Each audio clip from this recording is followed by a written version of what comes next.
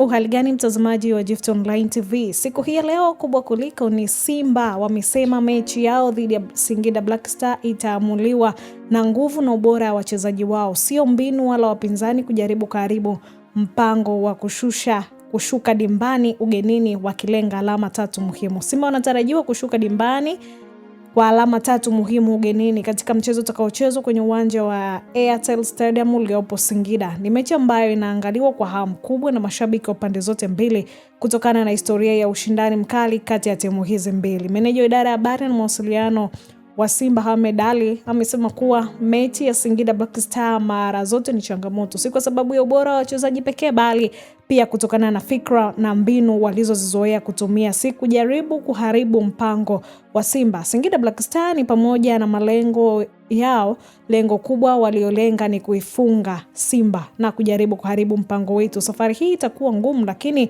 kutokana na ubora wa wachezaji wetu ni morali yao ya juu, tuna imani tutapata matokeo tunayo yatarajia. Amesema hayo Ahmed, lakini ameongeza kuwa kikosi cha Simba kimejipanga vyema. Wachezaji wana ari na morali ya kupambana kwa bidii, wakilenga kusaka alama, kupambana kwa bidii wakilenga kusaka alama muhimu katika mechi hii. Lengo kuu lao ni kuwapa furaha mashabiki na kuhakikisha unatimiza malengo ya timu mwishoni mwa msimu huu. Hii ni Gift Online TV, endelea kusubscribe, kushare, kulike pamoja na kucomment.